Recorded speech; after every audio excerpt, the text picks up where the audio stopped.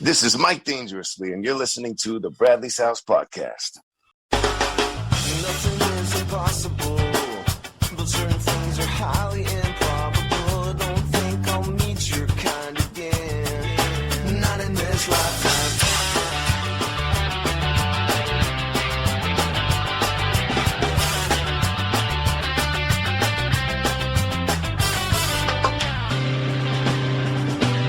That's got some. Hey guys, welcome back. Come on in and make yourself at home, as you should when you're a guest in Bradley's house. I am your co-host, Jarett, or she is the executive director of the Nowell Family Foundation, and our host, Ms. Kellie Nowell. Kellie, what's your favorite holiday? Oh my gosh. I never should have complained about you asking me how I am all the time, because now I get these horrible questions. I love the 4th of July. Big fan of fireworks. Big fan. Yeah. And I like it because there's not a lot of pressure. 4th of July is just have fun, watch fireworks, spend time with friends and family, no pressure. I would have to say that's got to be my top favorite. I love the 4th of July. Anytime that people are like, hey, be as loud as you fucking can all day, that's usually my type of engagement right there. Yeah. So I am also Doesn't surprise me at all. My voice is a little raspier than usual, although it typically is anyway. I'm out on tour with Fayuka and Howie Spangler, and it turns out that I'm Fayuka's biggest fan. And when you're the hype man every night, you end up with no voice. So it should be an interesting podcast here. I apologize to everybody in advance. You're doing a great job. But I'm having a real hard time feeling sorry for you, having to hear Fayuka and Howie Spangler every day. That does not suck. And please tell me that, like, on the tour van, they're just singing along. Even if they don't, would you please just tell me that? Because in my mind, that's what tour is like. It's just like a great big sing-along road trip. That's how it goes all the time. Thank you. We don't even have a Bluetooth speaker. We just have musicians that play the things that we need and want. So, so pretty exciting for that. And always exciting anytime we get an opportunity to have a new guest on. Now, Kellie, we have a lot of friends of the foundation and a lot of friends of Bradley's house, and we've had a lot of friends. So this isn't a slight to anybody. We appreciate everybody's help, but there are friends of the foundation, and then there are guys like who we're going to talk to today. Kellie, who's today's house guest? I am so thrilled that we finally have him. And faithful listeners of the show will probably feel like they already know him because we talk about him so much. But he's an extraordinary person outside of what he's done for the foundation. But then he's also, for his own personal reasons, felt like he wants to be a part of building Bradley's house. And that has been such a tremendous blessing for me, because not only does he do a lot to help us out financially with fundraising and raising awareness and all that, but he's also just a very encouraging person. And I'm sorry if I'm building you up so much and making you feel uncomfortable, but we are super honored to have with us today the owner of the Switchboard Restaurant, North County Roastery, and KNVS in Oceanside, and a firefighter up in LA, which we'll get into, and a husband and father, and an incredibly amazing, wonderful, cool person that I feel super honored to call friend, Kevin Shin. Kevin, thank you for being with us today. Wow, Kellie.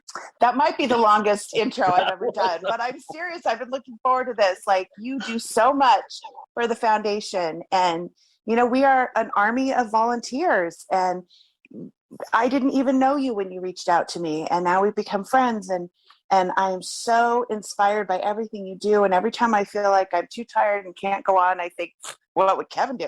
That's what I need. I need a little wristband, WWKD. You really, you do a lot. And obviously you know that because you're doing it. But what is it that inspires you? What is it that motivates you to do all of this?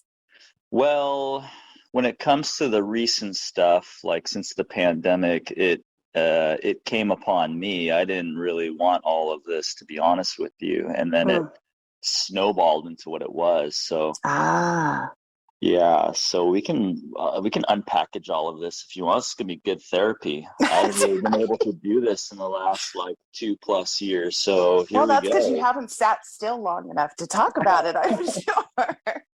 Okay, so tell us a little bit about your background. Let's build this story. Where are you from? Sure. I'm from like the South Bay, LA. So, and I was born in the 70s and then became a teenager, literally inspired and listened through Sublime. So I was a young little kid, and I remember my friend's older sister would have to babysit us, and she would drag us to these house parties late at night. And it would be your brother's band sometimes. And Oh my God! Running around, and you don't know what they were at the time. You just know it's another house party you're going to, sure. band playing, and then you really realize what Bradley was doing. He was creating like a genre by fusing all these sounds through, like, where you guys were growing up, as well as just like all the influences in LA. Yeah, that's at least what I got out of it. Yeah, no, that's definitely it. And I think that's a big part of what Sublime did, is just pull all these different influences of living and growing up in Southern California and, kind of pulled them all into one. And that's probably why so many people can relate to so much of the music. Yeah, it's really everybody could relate. So like, having my time, like in Inglewood, and then all the way in Redondo Beach, Palos Verdes, and Torrance and whatnot, and Long Beach itself, like everyone could respect the band because of the piece of them in that band. So it was really cool. I always felt like an outcast myself because I was kind of weaving in and out of these different groups. I felt like I didn't know who I was in the Breakfast Club. And everyone has their place. Yeah, but your brother's band like just kind of was my anchor point, I felt like, throughout that time. So many blessings to you, your family, what Bradley did. It was just thank you. Just complete respect to it. So and then after high school, you went into the military. Was it right after high school, or was it a little while after? Oh yeah. So don't get me wrong, like big troublemaker here. I got a laundry list. I was not really the best of kids. I don't think parents were too proud at that point, but I recognized that I was probably going to go down a very, very dark path. And that recruiter, he got me good. Joined the Marine Corps, found my way down in Oceanside, got, stationed Camp Pendleton along with other places, and just got to really like recreate myself. And from all what I felt like nothingness I was doing in high school, you all of a sudden realize like just what your bandwidth is by doing something like joining the Marine Corps. This is not a Marine Corps recruitment statement or anything. It was just really good for me because Sure. And so that was how much longer after high school? So right after high school, I joined in, I signed on a dotted line in high school. That was late 90s, 9/11 took place, had all of that go on.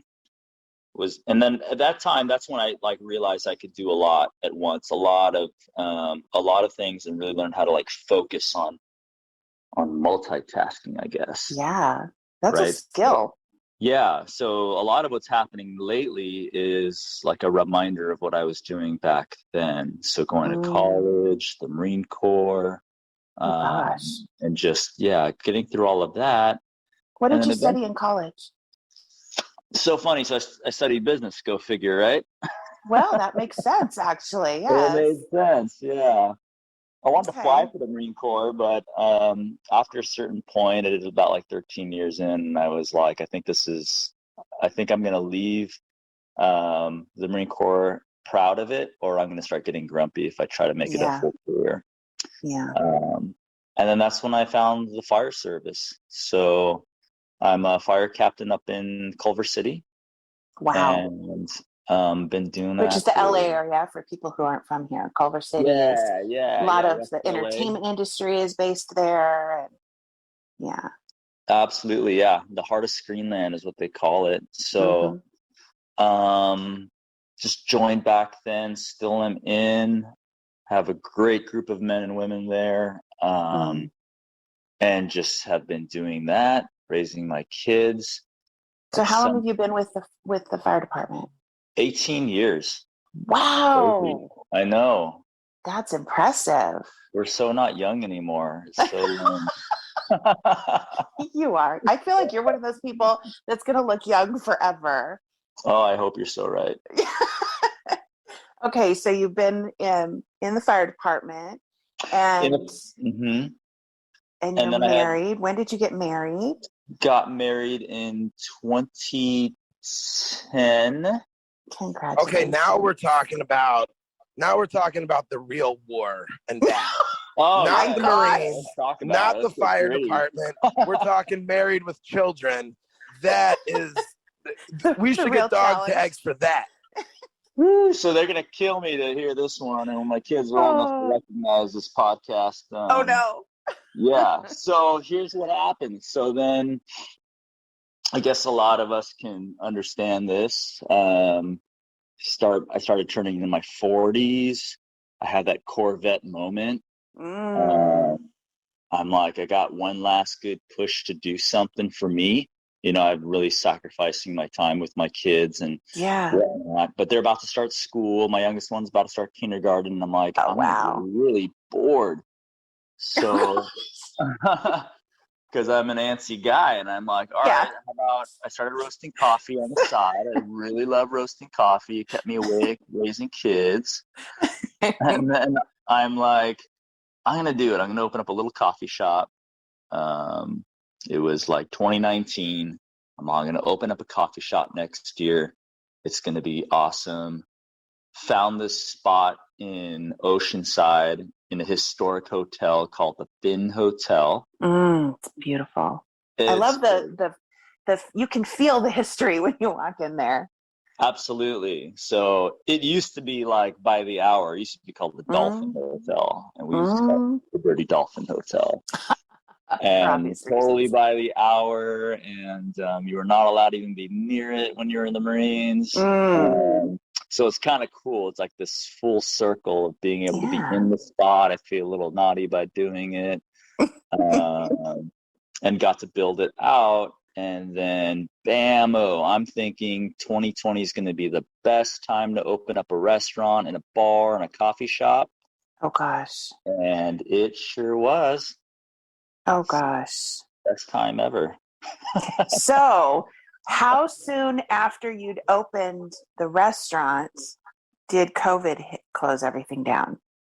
So, a little bit afterwards, actually. So, I was trying to open in May, and COVID really started creeping its head in February, March. Yeah. So I'm watching it unfold as I'm like continuing to build this place out.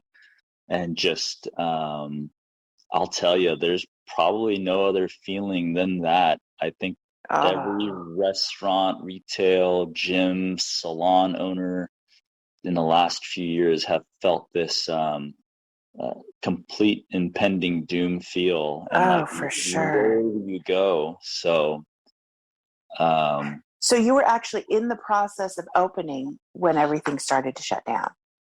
Yeah. So there we go. It was crazy. So the craziest part, I would say, was the different personalities I had to be. So here I am trying to open that up. And then, every X amount of days I'm driving up to Culver City, and I'm watching it also unfold in a really visceral way, like responding on the actual patients and trying to figure out, okay, what's happening there? How do we protect ourselves? How do we keep navigating all of that? So it was this duality of pivots that I had to take from there and here. It seems incredibly stressful. Yeah, it's no joke. You must, do you handle stress well? Like, what do you do to handle the stress of something like that? I guess I handle it well. You must. Yeah, I think life experience gives you some opportunities to do that. And then True. I think you get put in positions where if you have to, be a leader, that you just know you have to show composure through the whole process. So the fire service is totally different. It's a group of men and women that we really bond together. We're really looking after, there's a cause, there's a mission, there's the aspects of safety and helping everyone you can. So that part wasn't really as difficult, I guess, if you want to put it that way, because we still always respond on people that are sick, and we've gone on people with, very contagious diseases, and it was just happening more often, and it was just happening with a lot of parameters that you had to take place because of the Department of Health just kind of letting you know what you're supposed to do and not supposed to do. Sure.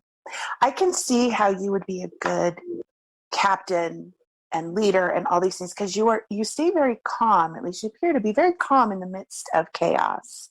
Like, there's never been a time when I've talked to you through all of this, and we started talking during COVID right after you'd opened the restaurant, and you're always just very calm, very hopeful, very positive. Is that something you learned growing up? Is it something that you were raised with? Where did that come from? That's such a great question. I don't know totally where it comes from. I think with some of it, you see it like in family. So I see it in my mom. I'm a total mama's boy. Like, if you come to the coffee shop, you'll see me and my mom. That's wonderful. And, so as a mom of boys, I think it's wonderful when boys love their mamas. Absolutely. So here's my mom, and raised as a kid in the Korean War, and then immigrated here with a couple $100 in their pockets, and just made success out of it. And my mom opened up her dry cleaners in Inglewood, like really? a few weeks before the riots. Oh, no. So she was watching me boarding up, the shop before we were even able to open it. And I'm like, yeah, there might be some protesting going on here. And she was just laughing at me, just going, oh my God, this is it's like, been there, done that. Yeah. Wow. Like, good luck, whatever. So I've always seen her so calm under so many situations, and but she still has a bite in her. Nice. So I think that's the foundation. And then a lot of it is really the fire service. You really have to be calm on so many scenes that are so unique and different, that when all of these things were happening, I just kept looking at them as like another emergency to just have to mitigate, as opposed to like worrying if it's going to be me or not. Right.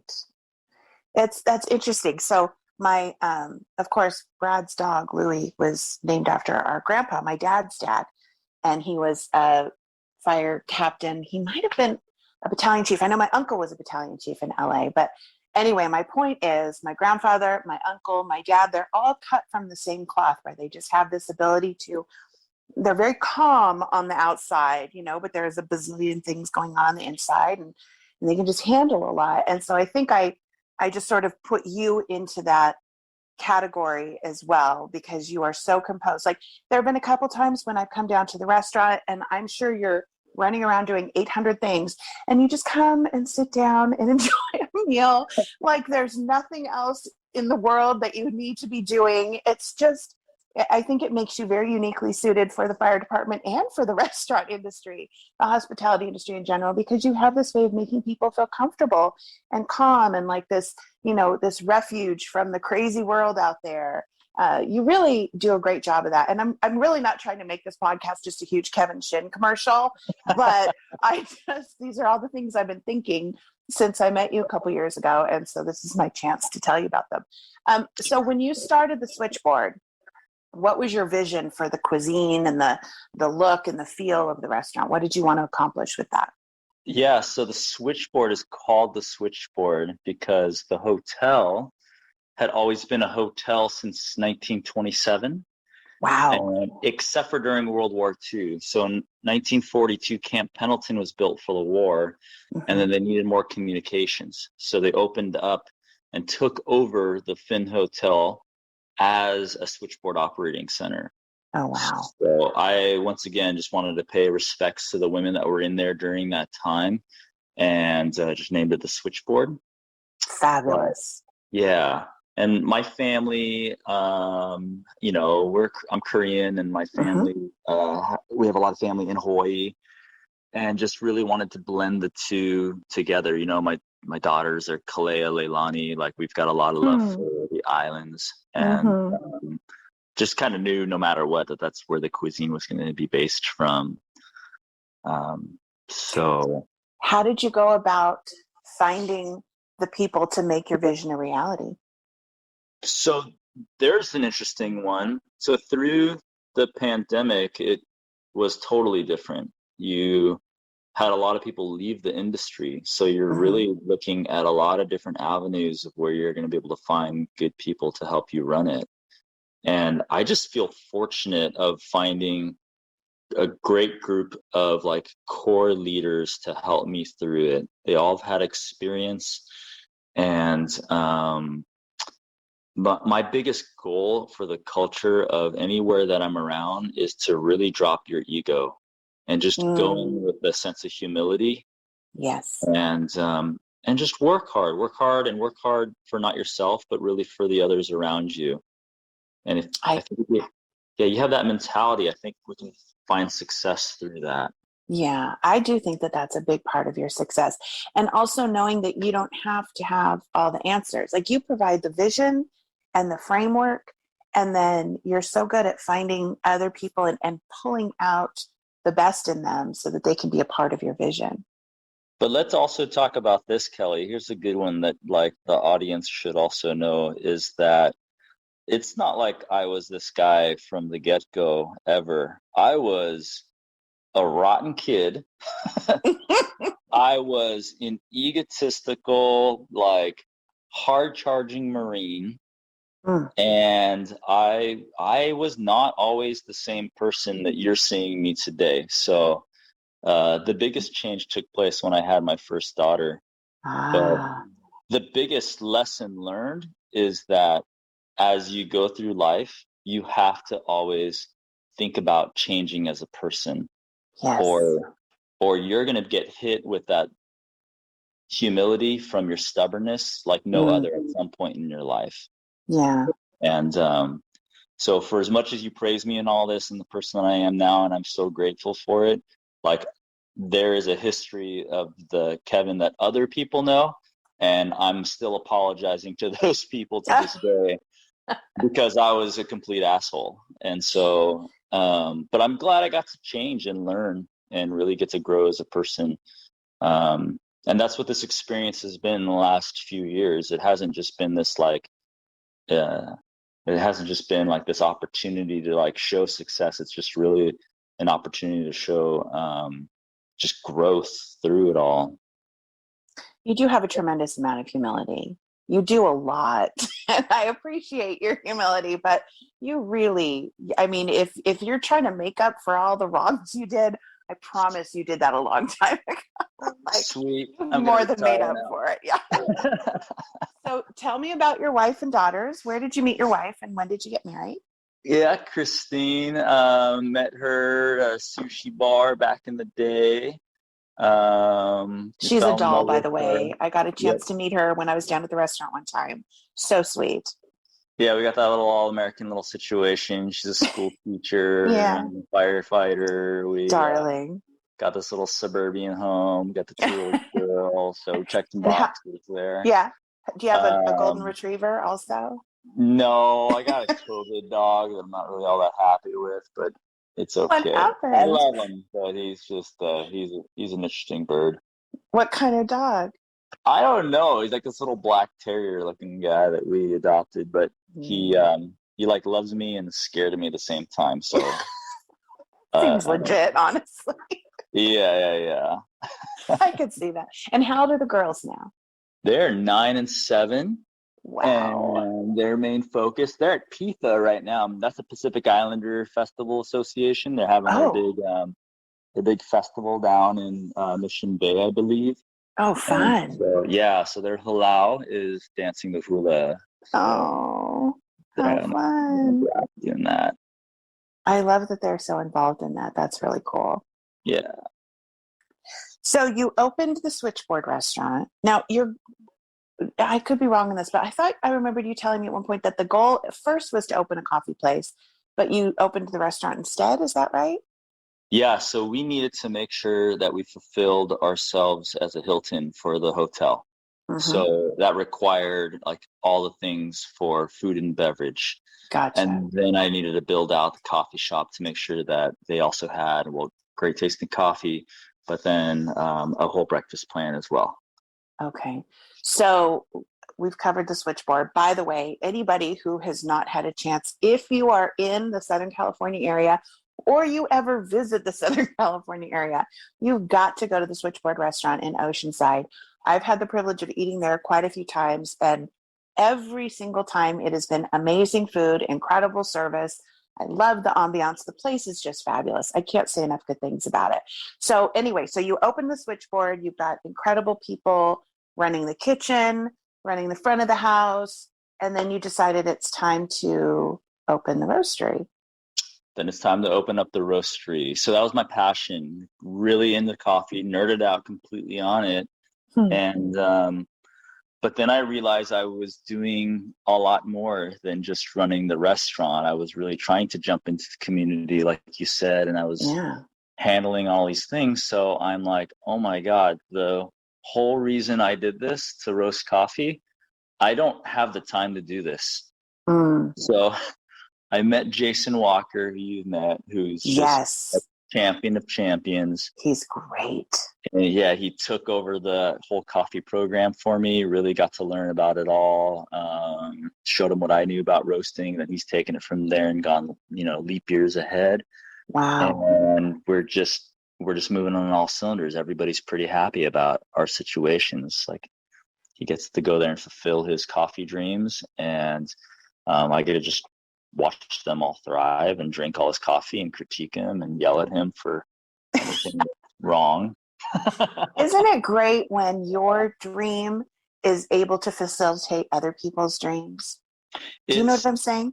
I absolutely do. So, if you think about, you may see me like calm and collected when you were bumping into me, but late at night, I'm having incredible amounts of panic and worry about what is going to happen. And I think I've never really had anxiety or anything like that growing up. But man, did I have it in the last few years with all of Really? Oh yeah, like up at 2 a.m, just going, what did I just do? Every morning. So, well, I'm kind of glad to hear that, Kevin. Not because you have to deal with that, but just to know that you're human, because that's what I go through as well. And I always, and I'm sure so many people listening do too. Like we all sort of think that everybody else is way better at handling shit than we are, And obviously, you're doing a great job at it. But it's kind of nice to know that you struggle every now and then with normal human emotions as well, because you've got a lot on your plate, but you're doing such a great job with it. And like I said, you're involving so many other people in your vision and your dream that it's become so much bigger than you. You started this snowball, and that's one of the things that I love about coming down there and visiting, is just getting to talk to all the people and see how excited about how they are about what they're doing to be a part of, whether it's the restaurant or the coffee bar or Canvas or whatever. I just think that's so cool. And that, to me, makes what you're doing so special. And I know during the pandemic, you still were able to provide for a lot of people in different ways too, right? As far as you were doing some like takeout stuff and that kind of thing. What did you do to really survive through that time period? Yeah, I'm gonna do some name dropping here, but like, Do it. so I had no idea what to do. Like, no one really totally did, but there was definitely people who were kind of the sages of the city, Mm-hmm. and they understood a different perspective on how to go about this. So I have my two dear friends are Roddy and Aaron. They own the Flying Pig restaurant. So if you don't eat at the Switchboard, you better eat there if you're in Oceanside. Okay, I'll have to check that out. You check out their social media back then and just what they were doing, and they were advocating people to eat everywhere but themselves. Like, they just Aw. said, you know what, we're all on this life raft together, and let's just share it. And I saw the way that you know, the kind of that way of going about it, instead of like a, hey, help me, I need help attitude. Yeah. And I realized just how much more powerful that was. Yes. So I literally take that example, and I've told them this. That was like all of a sudden my mantra through it. I just said, you know what? I may sink, but I sure hope that when it's all said and done, that I come back and eat at these places. And I want everyone to know that they exist. Wow. So that was my first big push on seeing if we could make it. And then I did notice that people understood where our hearts were at with the Switchboard. Mm-hmm. So then the transition to opening the Roastery, when did that start? I mean, obviously you knew you had to weather the storm of COVID with the restaurant first. And then did you kind of turn your attention after things started to open back up again? Well, it was always opening and closing, but I knew that I had to open it up. And that was like my complete passion. I'm like, I am going to open this thing up no matter what. And I had all the equipment. So I'm just waiting my time of getting it all built out, which took like another year. So all of these things had been opened in July's. So the Switchboard opened in July of 2020. And then I was roasting coffee for people prior, but then we like opened the doors for the coffee shop the following year. Okay. And I didn't know how that was going to take, but I just kept going. There was a point where I remember I mentally saying to people, I just took the rear and side view mirrors off my car and I just gas pedal. And I'm like, I'll reflect later. I'll reflect in Kellie's podcast about how crazy this was. Right now, I'm just driving. I gotta get out of this tunnel. Yeah. So, yeah, it was crazy. So your passion for coffee led you to open the Roastery. What was it that led you to open KNVS? KNVS, great one. So her name is Maria Mingalone. She is the director of the Oceanside Museum of Art. Which you're on the board of, right? Which I'm on the board of, and she is... In your spare time. She is a great friend. Her and we met during the pandemic.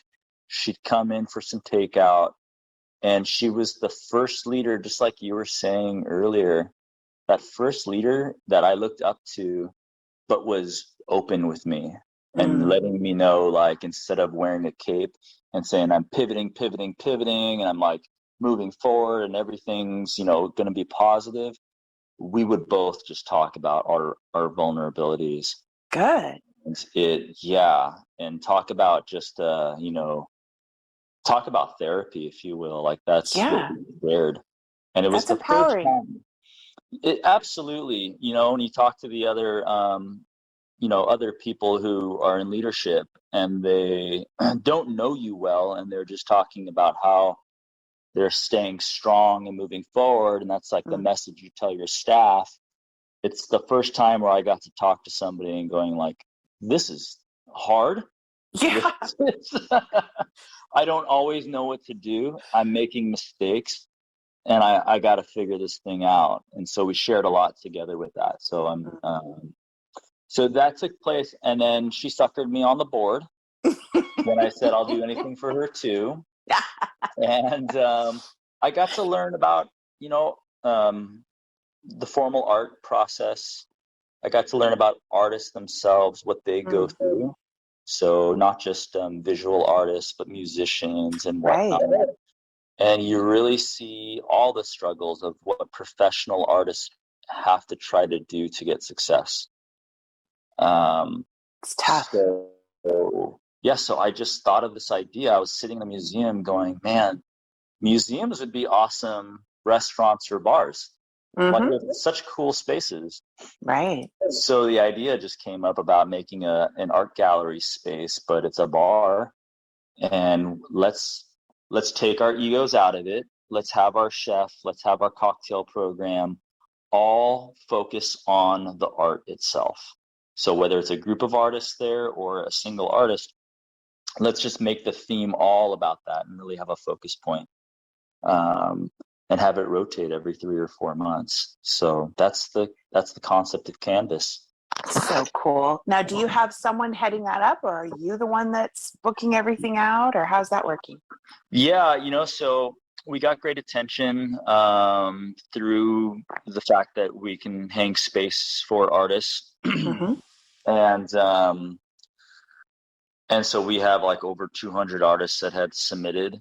And if you're thinking about, I can only bring like 3 or 4 artists in at a time a year, that I realized that, okay, I got like way more than enough artists, but I think I'm changing it up more.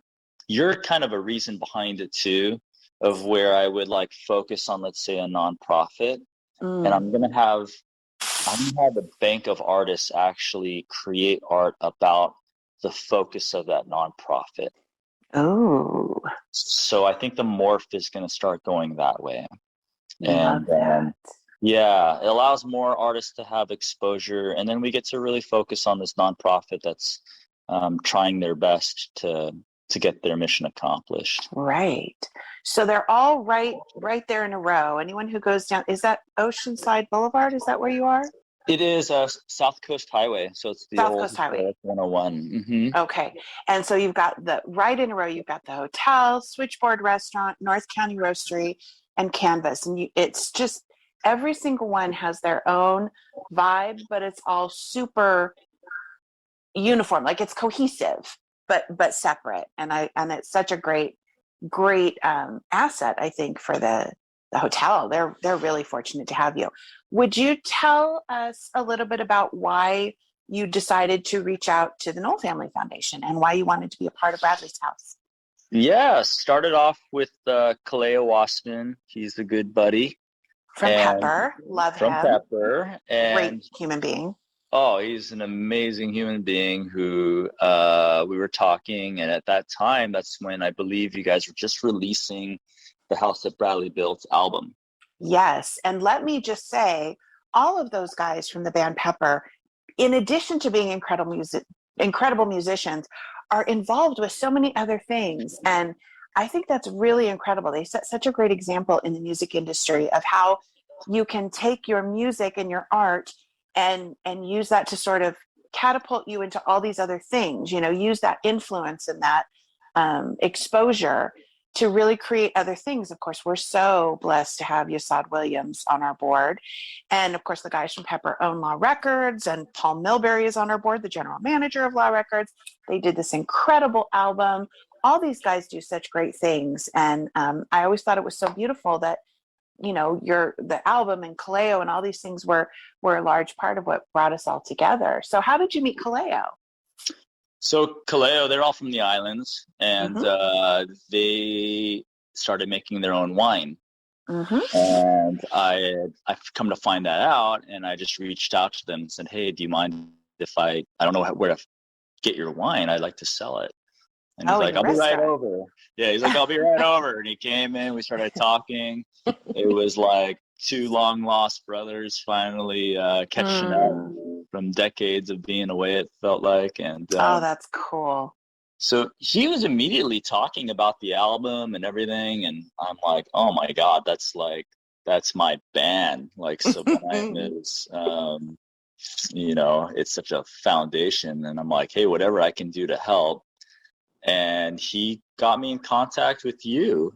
And then we just like I just literally feel like we're all just one big family, just trying to do the same thing. I feel that way too. And honestly, and again, this is another reason why I'm so excited to have you on the podcast, is that it just was so meaningful to me. Every time someone reaches out and says, you know, I'd like to do this to help, it's such a blessing. Because honestly, we have a lot of people that reach out and say, I'd love to help, but they don't know what to do. I don't know what to ask them to do because I don't know what they can do, you know? And so it's so nice when someone reaches out and says, I would like to do this, or I am able to do this. Let's do this together. And it encourages me and helps me know that, you know, we're on the right track, and I'm not in this alone. And really the last couple of years, I've been so overwhelmed by the incredible show of support and people that have really become a part of this. And you're a big part of that, because, and this is what got me. And I think this is why I just became the biggest Kevin Shin supporter. I might start a fan club, because during the pandemic, right, everything is so difficult. I didn't realize you were just opening during the pandemic, but I knew that it was a new restaurant. But you were still reaching out, trying to find ways to help other people. You were like, you know, things started to open up a little bit, and you're like, we want to do a happy hour for the Nowell Family Foundation. And so, you know, you would give people the opportunity to donate the difference of their happy hour purchase to the, I mean, it was just all these little things that were just so creative, and yet we're focused on, you know, on helping other people, on giving back during a time when you, by all accounts, could have just been completely focused on you and everything that you have been doing and trying to do, and all, you know what I'm saying? Like, I don't even know if I'm saying it correctly, but it just, to me, that spoke volumes. At the point where you needed the most support for your business and your personal interests, you were focused on other people and how you could help other people. And quite honestly, that's when I knew, like, okay, whatever this guy does, he's going to be okay. Like, you know, there's no guarantee that everything that anybody ever sets their hands to is going to work. But sometimes we learn just as much from the failures as we do from the success. But having that mentality and having that core value of being able to focus on others when your need is so great, to me is what makes the world a beautiful place. And so that was when I was like, you know what, anything we can do to help this guy, I will absolutely do. And then you just kept doing more. It was like, wait a minute, I'm trying to do things to show you how much I appreciate all you've done, and, you know, and spreading awareness and talking about how great we are and making donations and all these things that you were doing behind the scenes. And every time I would feel like, okay, let's, you know, we're going to give back a little more, you would give more. It makes it very difficult for me to feel like we're even, Kevin. Well, I'll never feel even, because I will tell you, and you've heard this before, I'm sure, but I'm just going to say it from my own personal perspective. But like, what Bradley brought to the world was an ability for some loner kid to feel like they're not alone. Yeah. That's well put. Here I am just meandering through adolescence and not really feeling like I'm fitting in, but there was a connection with somebody that was not that far away from me and was singing my song, is how I felt. And like, I remember growing up, and this is like a song that I don't know if a lot of people listen to, but Had a Dat. I love that one. It's just a song where I would feel mentally there, and it would connect. And all these songs just resonated with me so hard that I just still feel like I have to make up for it, because it helped guide me through certain ways. When I was in boot camp, you want to hear a funny one? I'm in boot camp, right? And we're all getting screamed at. Somewhere around your second or third week in boot camp, you are in full regret mode. You're like, why the hell am I doing this? You know, you got imagine. Oh, you got so many more weeks left, and everyone's just in misery. And we all have to, it's like at nighttime, and we all have to just line up, and we're just staring at each other in the position of attention. And it was like, I don't know, staring there for like 30 minutes because we're in trouble. And I remember starting to sing a Sublime song. Just started like whispering it to myself, but out loud. And the next thing you know, this entire platoon is all just whisper singing it all together. And it's something that that Bradley provided for all of us at that moment. And then about 2 minutes into it, the drill instructor heard us and was just tore us a new one. But I had about 2 minutes of just feeling like I was back at home again. Oh God, I love that story. You told me that before, and I love it. I love it, and I feel like Brad would have loved that. Like just the aspect of rebellion of singing the song, and then, I don't know, and then finding some camaraderie through it, and I don't know, it's fabulous. That's what it's all about. And I think that's what music does for so many people, is it provides an escape regardless of the situation you're in. It provides a way to unite with people that you might not otherwise have a connection to. And that story just illustrates that for me so well. So the coffee, we've been talking about the coffee so much lately, the last few months.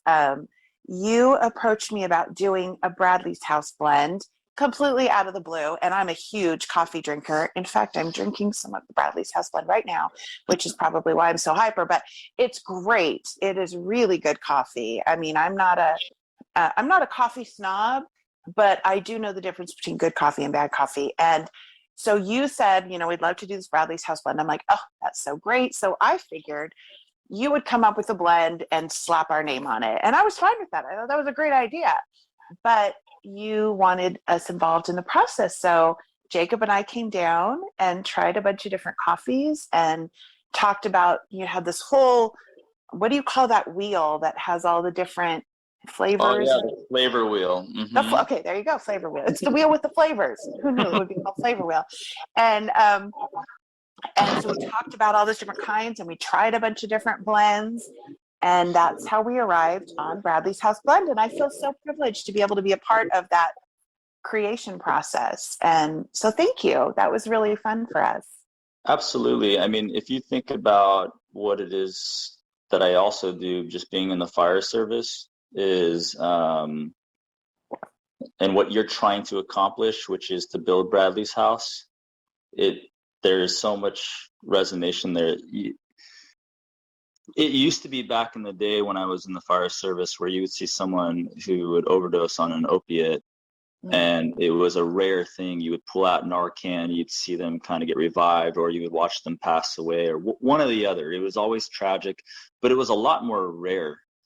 And now it's completely out of hand. Yeah. It's really gone to a point where their solutions are getting harder and harder, and we're not sure where to even begin, but we got to keep trying one way or another. We have to provide as many different avenues to help people recover and try to find ways to not even get them there in the first place. And right.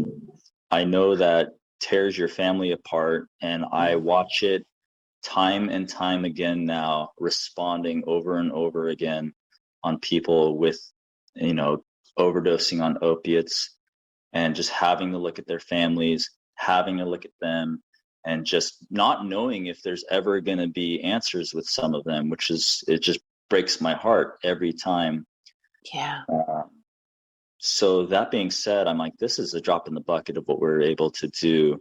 But I think the cause is so strong. I think because, like I said, Bradley's music has touched so many people that that there's a great direction that we can have. You can, your family can really show what the proper direction could be.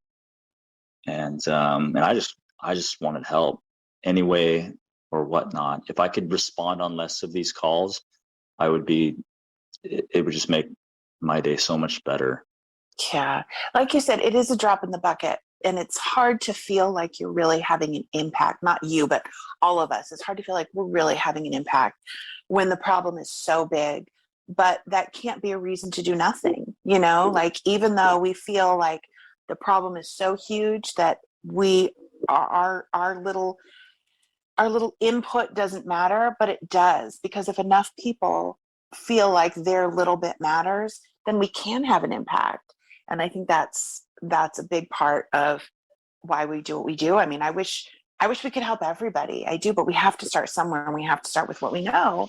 And that's why we're here, you know, in the music business, dealing with the opioid addiction.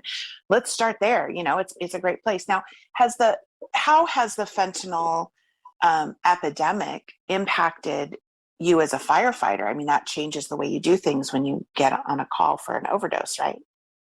Yeah, our call volume has definitely shifted where you see it now. So like where it used to be rare to give out Narcan to stop the effects of the opioid. I mean, we use it all the time. We just let cops use it all the time. Yeah.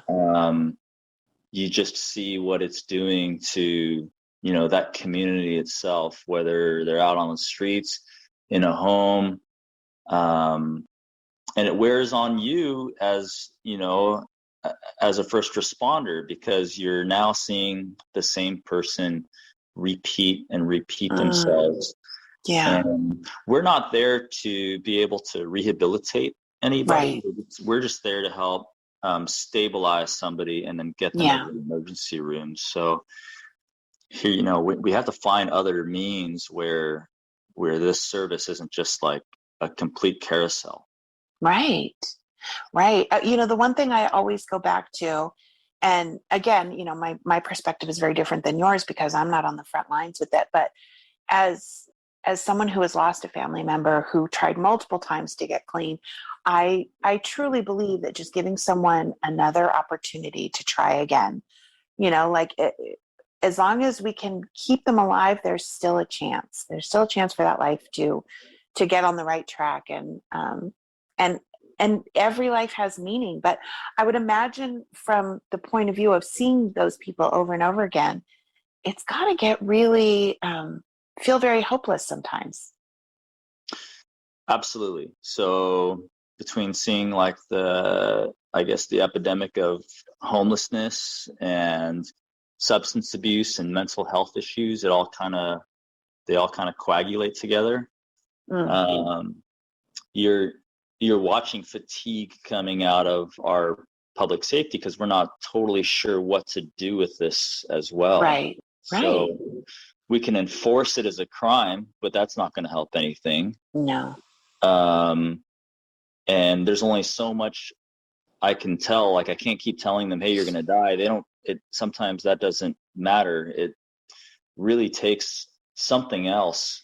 I'm not always sure what the answer is. It's probably personal and different for everyone. Yeah.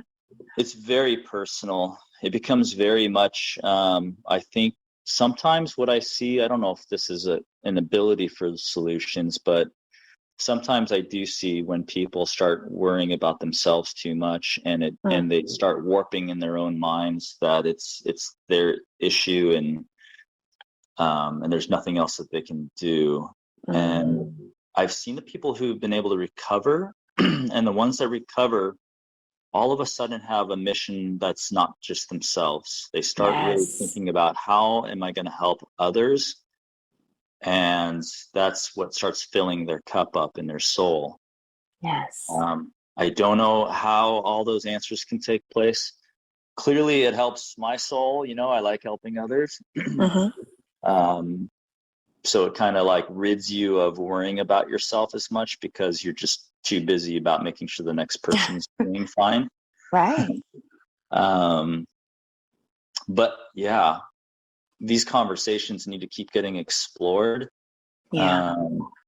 And there is, just like you're saying, they're all so personal that they do require like some personal attention, and they need families to understand what those things are like.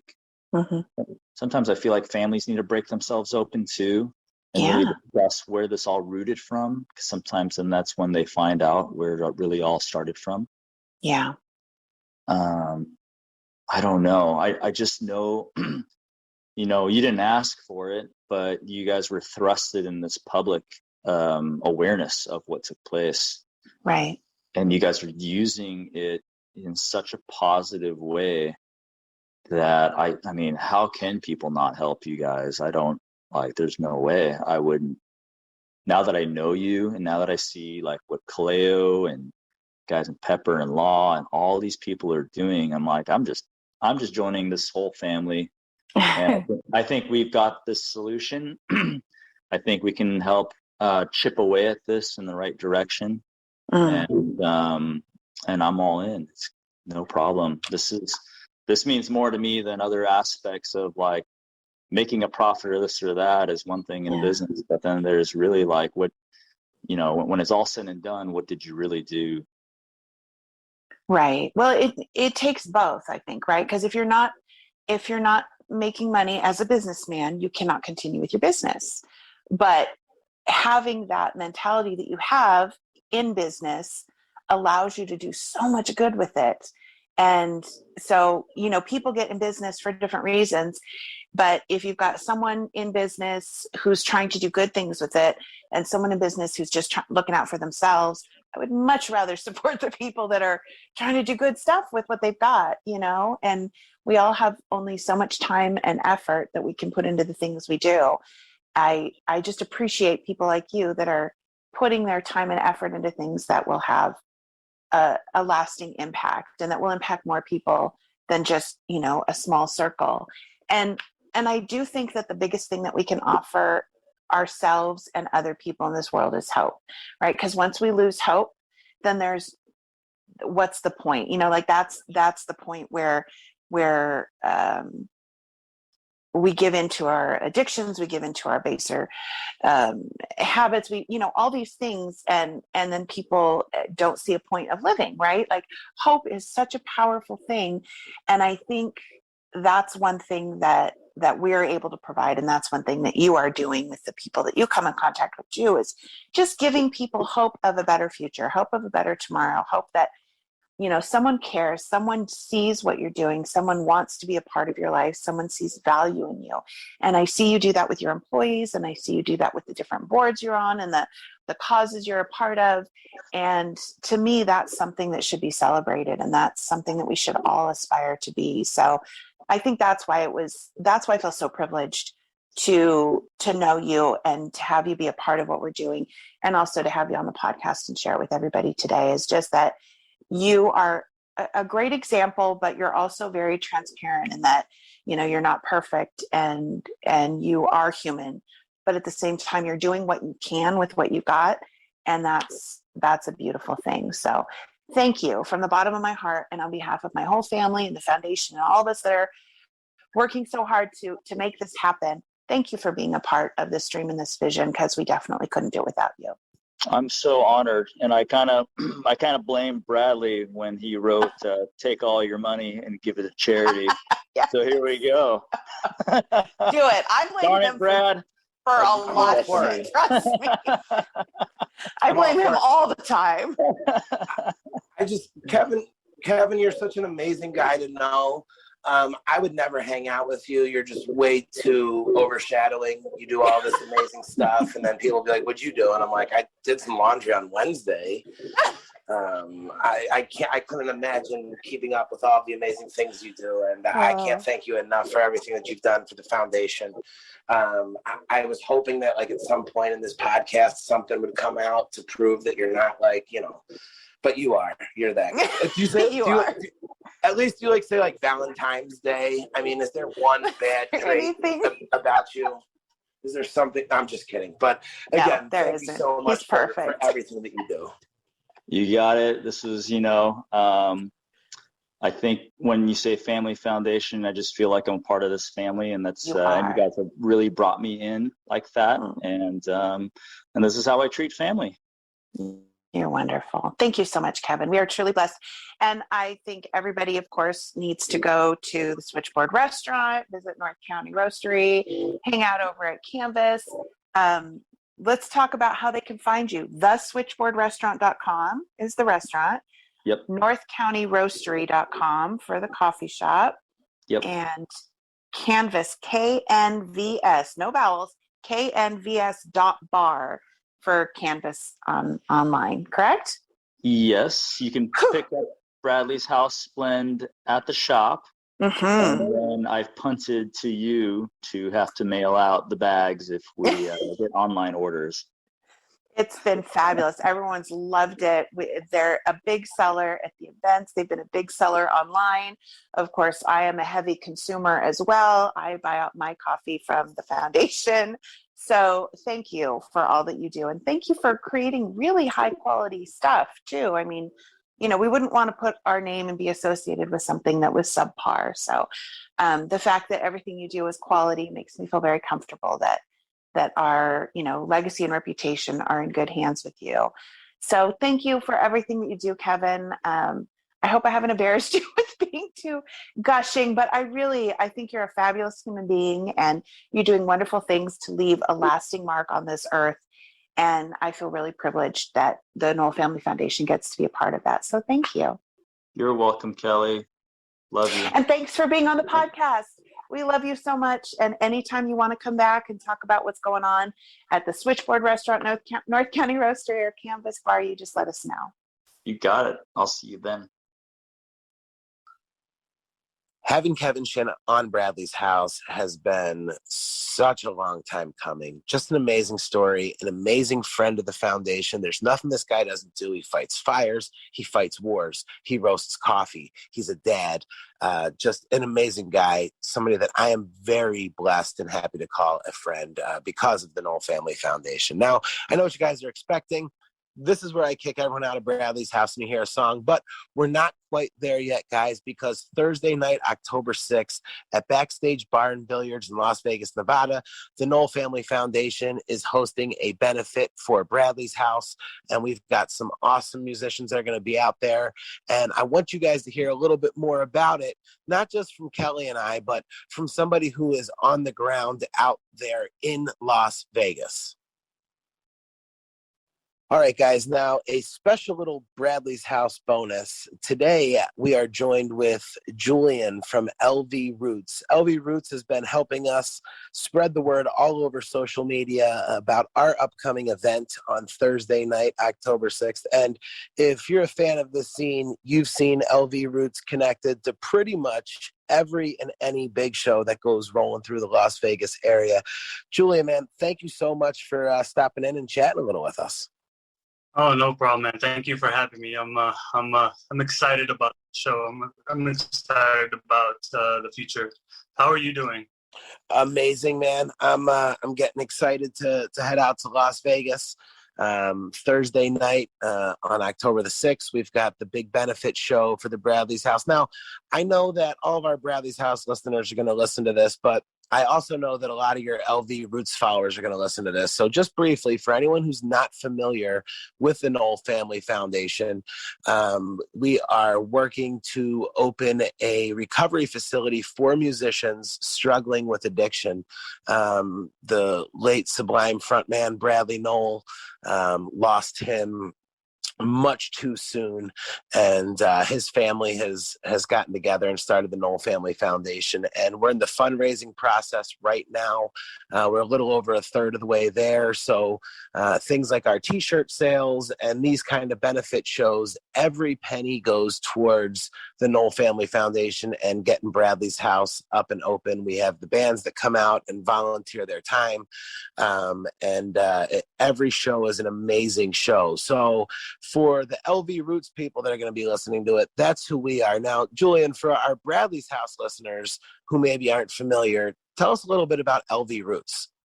Well, LVRoots, you know, we're based out of here in Las Vegas. I've started utilizing LVRoots around 2016, just to basically give the good word out on upcoming shows with great music.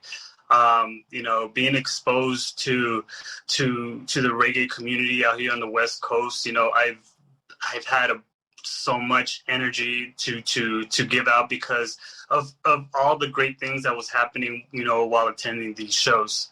So, you know, I just picked it up and just started to kind of build LVRoots and its foundation through just sharing and connecting, plugging in. Anybody that comes through Las Vegas, they will know LVRoots. They will know that, if any assistance is needed, I will directly plug them in with the promoters, venues, and help out as much as I can. And throughout the years, I've been getting a lot of great people that I've come across and that have begun to help the cause and just pushing all these shows, great musicians, great artists through Las Vegas, helping them, build and kind of get the whole community together. And that's what we're all about. It's just basically a great community, great family, and anybody that needs help, needs assistance, we're right here. Yeah, for years I've been seeing, LVRoots posts on Facebook, as I've been following the scene and different bands sharing your stuff, and you guys sharing different bands that are coming in. So it's really cool to be able to hook up with you guys and have you guys helping us spread the word to the community, especially out there in Las Vegas. Now, Julian, there's going to be a lot of people that are going to be coming into town for Reggae Rise Up, who are probably going to be getting in Thursday, maybe looking for something to do on Thursday night. What can you tell them about the venue and what they can expect from the Las Vegas music scene?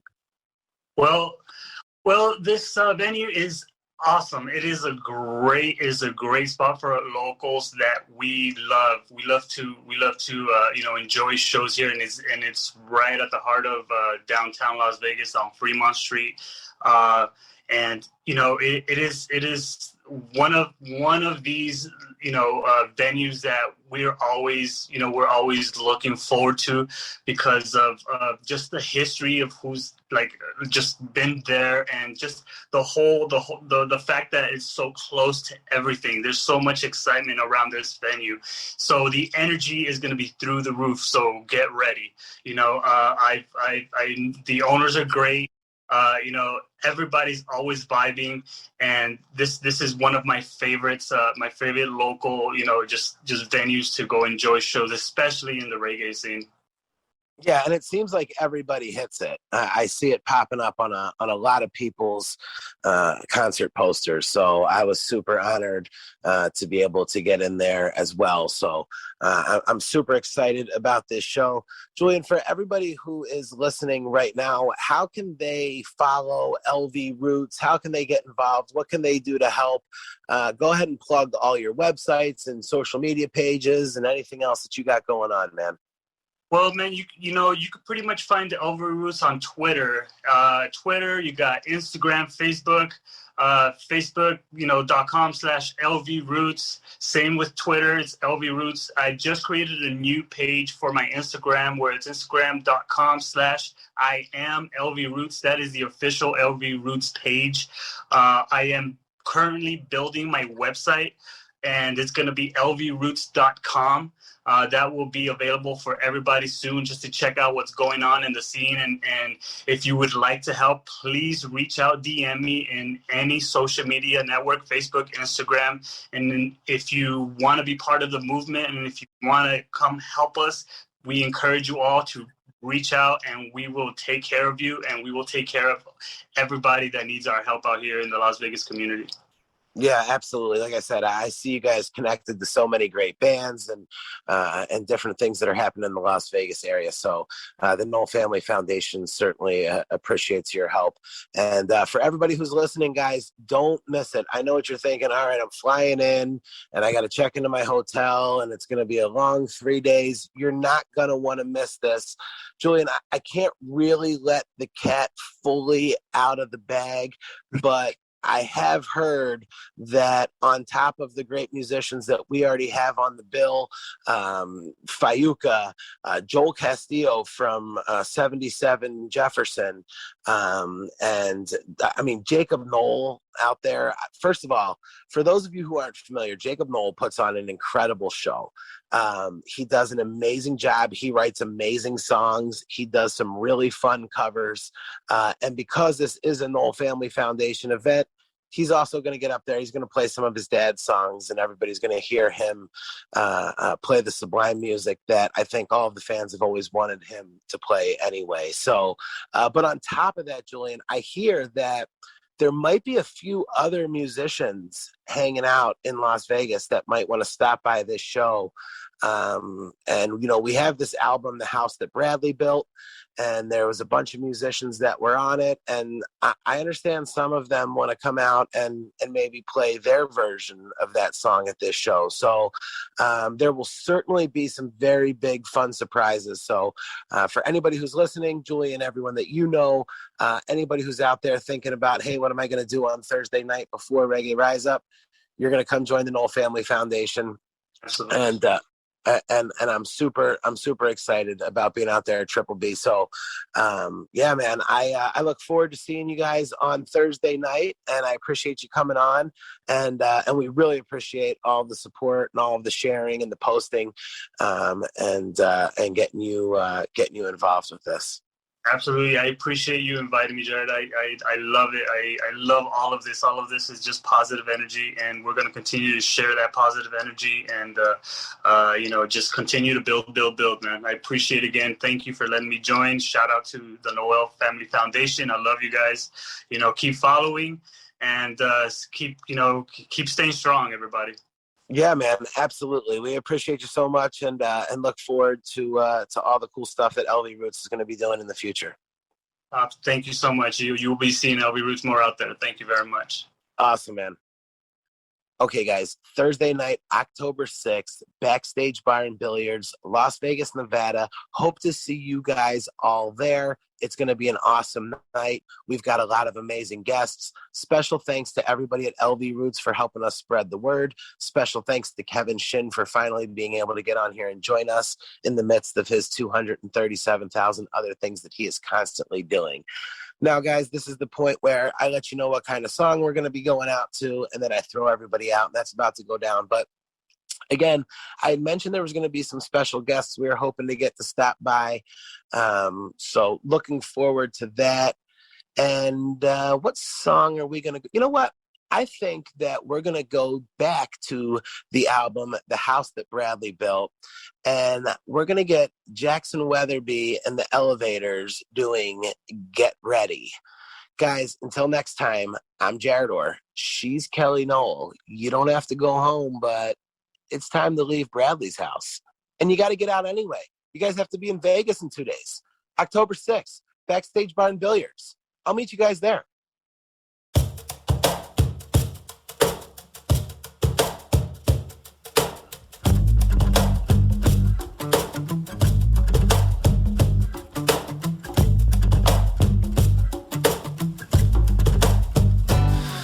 Some folks say that smoking herb is a crime.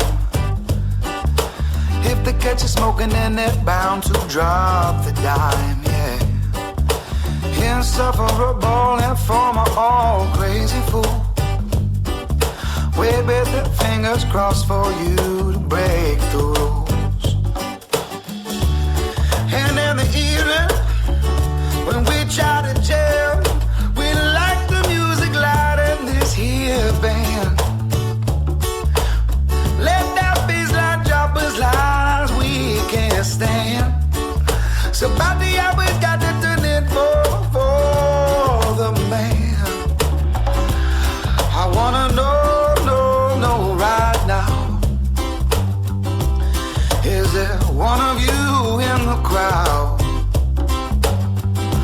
Are you gonna call 911? Spoil all of my fun for you crazy fool.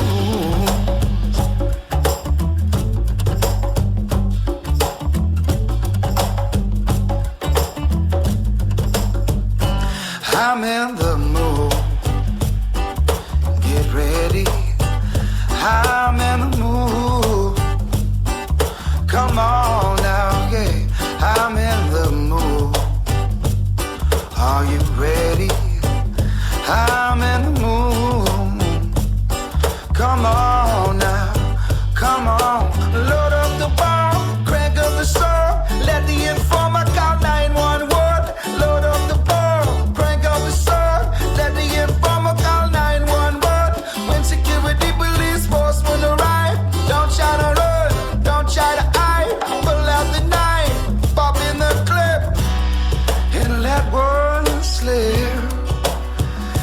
into you crave, into these crazy fools.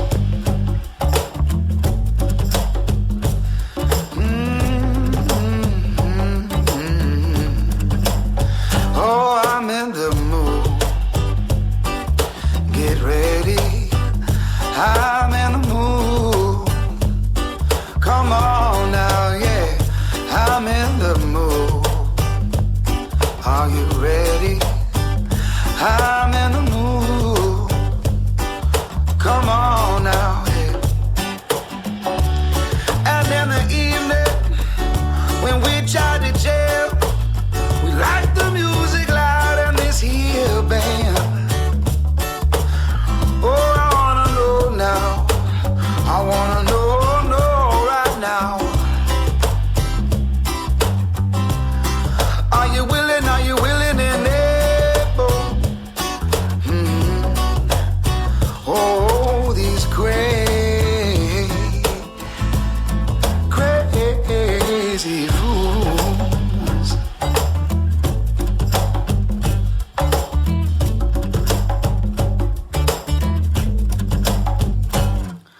Some folks say that smoking herb is a crime, and if they get you smoking, then they're bound to drop their dime. Insufferable and form all crazy fool. Way better fingers crossed for you to break the rules, but I'm in the mood. Get ready, I'm in the mood. Come on now, yeah, I'm in the mood. Are you ready? I'm in the mood. Come on now, I'm in the mood. Get ready, I'm in the mood. Come on now, yeah, I'm in the mood. Are you ready? Oh, I'm in the mood. Come on now, yeah, well, come on.